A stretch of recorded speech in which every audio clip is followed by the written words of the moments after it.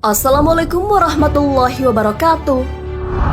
Sahabat beriman, sholat subuh memiliki nilai yang tinggi dalam syariat Islam. Bahkan Rasulullah SAW mendoakan langsung umatnya yang menunaikan sholat subuh.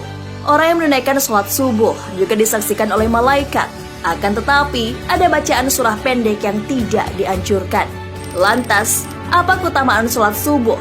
Benarkah malaikat menyaksikan langsung ketika kita menunaikan sholat subuh? Bacaan surah apa yang tidak dianjurkan di waktu subuh? Apa keutamaan menunaikan sholat subuh? Sholat subuh ditunaikan jelang terbitnya fajar, waktu di mana orang-orang dalam keadaan yang tertidur lelap. Betapa banyak kaum muslimin yang lalai dalam mengerjakan sholat subuh. Mereka lebih memilih melanjutkan tidurnya ketimbang bangun untuk melaksanakan sholat. Karena itu, Rasulullah SAW mengkhususkan sholat subuh mulia dengan keistimewaan tunggal. Sholat subuh bahkan memiliki sifat-sifat tertentu yang tidak terulang pada sholat lainnya. Saking istimewanya, orang yang mengerjakan sholat subuh didoakan Rasulullah SAW. Hal ini sebagaimana disebutkan dalam sebuah hadis. Rasulullah SAW bersabda, "Ya Allah, berkahilah umatku selama mereka senang bangun subuh." Hadis riwayat Tirmidzi, Abu Daud, Ahmad, dan Ibnu Majah. Apabila Rasulullah SAW yang berdoa, maka tidak ada perantara di antara Rasulullah SAW dengan Allah Subhanahu wa Ta'ala. Secara jasadiah, Rasulullah SAW yang paling dekat dengan Allah Subhanahu wa Ta'ala. Dalam hadis lain dijelaskan bahwa orang yang melaksanakan sholat subuh berada dalam jaminan Allah Subhanahu wa Ta'ala. Rasulullah SAW bersabda, "Siapa yang menunaikan sholat subuh, maka ia berada dalam jaminan Allah.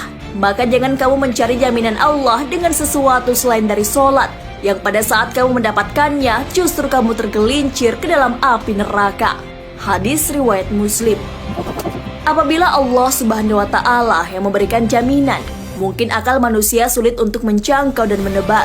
Di antara janji Allah bagi hambanya yang taat menunaikan ibadah sholat subuh adalah kelak di surga akan melihat Allah Subhanahu wa Ta'ala.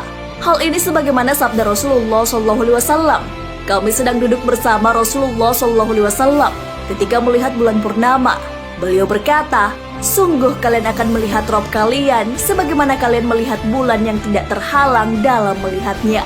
Apabila kalian mampu, janganlah kalian menyerah dalam melakukan sholat sebelum terbit matahari dan sholat sebelum terbenam matahari. Maka lakukanlah." Hadis riwayat Bukhari dan Muslim. Di dalam Al-Quran juga telah dijelaskan bahwa subuh merupakan waktu yang paling baik untuk mendapatkan rahmat dan ridha Allah Subhanahu wa Ta'ala. Allah berfirman, "Dan bersabarlah kamu bersama-sama dengan orang-orang yang menyeru Tuhannya di pagi dan senja hari dengan mengharap keridhaannya.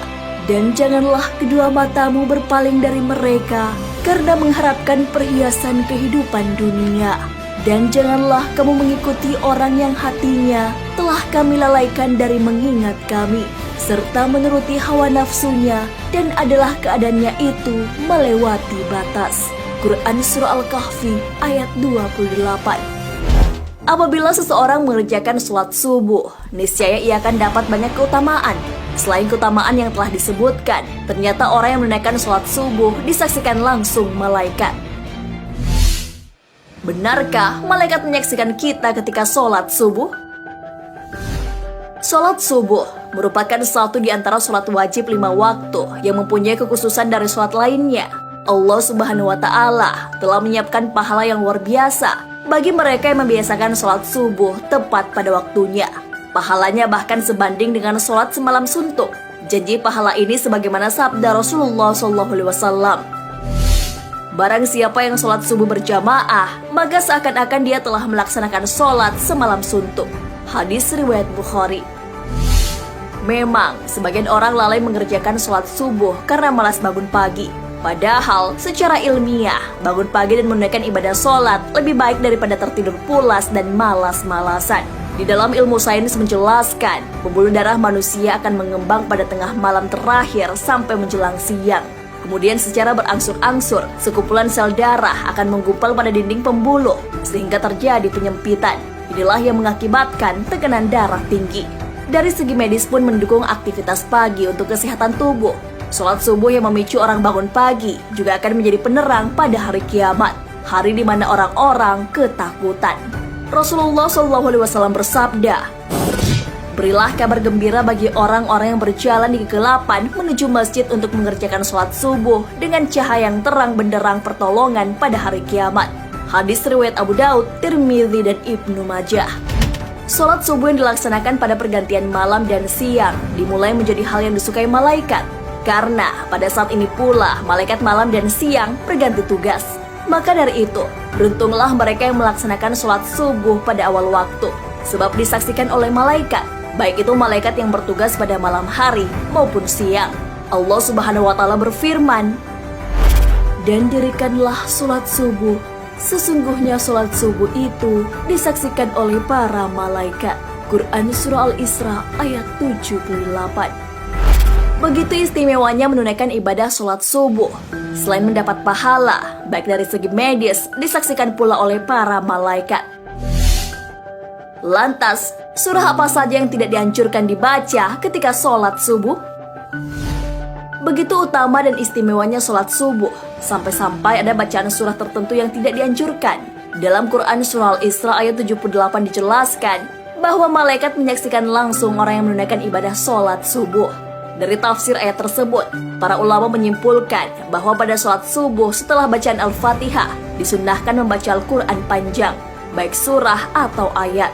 Itulah yang dimaksud min sunan al-mursalin tul al-qiraah, di mana tradisi nabi-nabi terdahulu yang kemudian dilanjutkan oleh Rasulullah SAW, para sahabat, tabi'in, dan as-salaf as-salih membaca ayat-ayat atau surah panjang ketika menjadi imam sholat subuh. Maka dari itu, seorang imam sholat subuh setelah membaca Al-Fatihah, janganlah membaca surah pendek, apalagi super pendek seperti Al-Ikhlas, Al-Falaq, dan An-Nas. Ini bukan masalah sah dan tidak sah, melainkan masalah untung dan rugi. Perkara sah sudah pasti sah, tapi rugi. Karena mumpung disaksikan banyak malaikat, maka tentu sangat disayangkan sekali jika hanya ayat pendek yang dibaca. Karena apabila semakin banyak huruf-huruf Al-Quran yang dibaca dalam melaksanakan sholat subuh yang disaksikan oleh malaikat, akan menambah catatan amal kebaikan kita yang disampaikan ke Allah Subhanahu wa Ta'ala melalui malaikat. Rasulullah SAW seringkali menunjukkan contoh-contoh bacaan sholat subuh yang menandakan syarat akan makna tertentu. Pada beberapa riwayat, Rasulullah SAW disebutkan sering membaca surah Al-Waqi'ah, At-Tur, Qaf, At-Takwir. Rasulullah SAW juga biasa membaca surah Ar-Rum, surah Yasin, dan surah As-Saffat. Dari Jabir bin Samurah yang mengatakan, Rasulullah SAW melakukan sholat-sholat wajib, seperti sholat yang kalian lakukan sekarang ini. Akan tetapi, terkadang beliau meringankannya. Sholat beliau lebih ringan daripada sholat kalian. Dan terkadang dalam sholat fajar atau subuh, beliau membaca surah Al-Waqi'ah dan surah-surah yang semisalnya. Hadis riwayat Ahmad.